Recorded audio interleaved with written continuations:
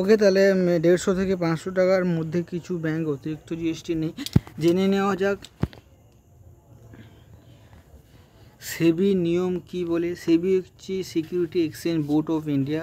সেবি একটি এসআইপি বলো, mutual fund বলো, ট্রেডিং বলো, সব সেবি নিয়ন্ত্রণ করে। ওকে, ওই জন্য সেবি বোর্ড লেখা আছে।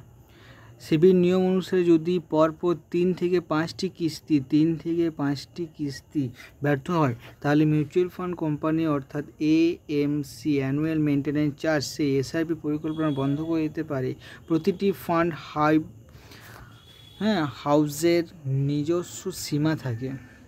সাধারণত 3টি কিস্তি এসআইপি বন্ধ করে দেওয়া হয় এবং অন্যদিকে এসআইপির ফেল হলে ক্রেডিট স্কোর ওপর কোনো প্রভাব পড়ে না। কিন্তু যদি ব্যাংক বারবার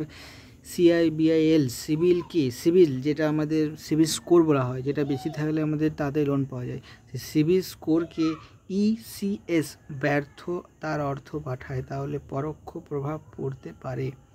ঠিক আছে।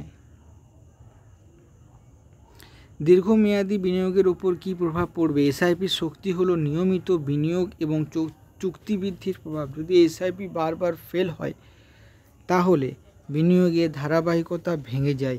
নিজেদের আর্থিক লক্ষ্য যেমন অবসর, শিশুদের শিক্ষা বা বাড়ি কেনা, এক্ষেত্রে সময় মতো অর্জন করা যাবে না। কি এক্ষেত্রে অর্জন করা যাচ্ছে না, সেজন্য তো নানা রকম বোর্ড এইসব আছে।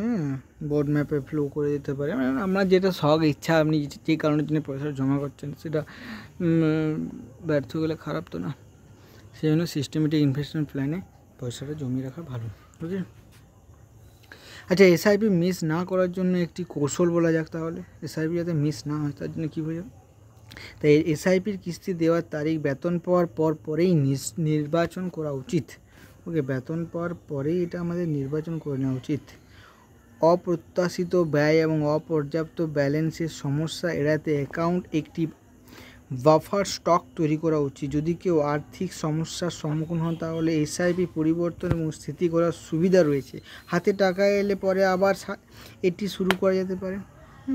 এসআইপি মিস না করার জন্য একটি কৌশল তৈরি করা যেতে পারে। এসআইপি কিস্তি দেওয়ার তারিখ বেতন পাওয়ার পরেই নির্বাচন করা উচিত। অপ্রত্যাশিত ব্যয় এবং অপর্যাপ্ত ব্যালেন্সের সমস্যা এড়াতে অ্যাকাউন্টে একটি বাফার স্টক তৈরি করা উচিত।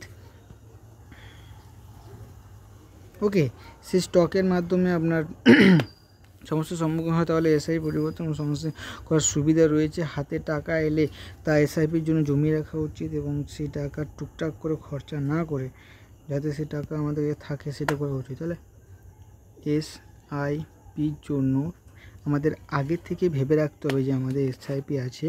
সেই এসআইপির জন্য আমাদের সাপোজ কারুর 1200, কারুর 5000, ওকে, কারুর 10,000 এমনি থাকে। তো সেইগুলো যাতে মিস না হয়, তাহলে সেটা যাতে মিস না হয় তার জন্য আপনাদেরকে এসআইপির টাকা আগের থেকে জমা রাখতে হবে।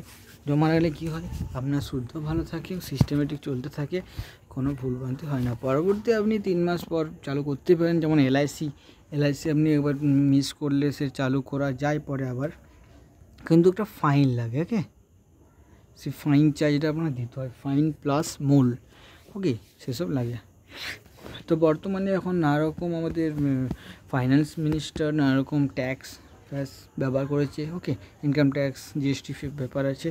তো সেসব জেনে শুনেই যার কাছে করাবেন, সেসব জেনে শুনেই আপনি করাবেন। ওকে, তো thank you, bye bye, subscribe on this channel. Okay বন্ধুরা, তাহলে আসছি এবং পাশে থাকবেন। Subscribe on this channel, like and comment অবশ্যই। ওকে, তো এরকম ভিডিও পেতে গেলে সাবস্ক্রাইব করে রাখুন বিজনেস প্ল্যান। ওকে, জয় গুরু। বাংলা ও বাঙালি সঙ্গে থাকবে ইন্সপায়ার ইন্ডিয়া। জয় গুরু।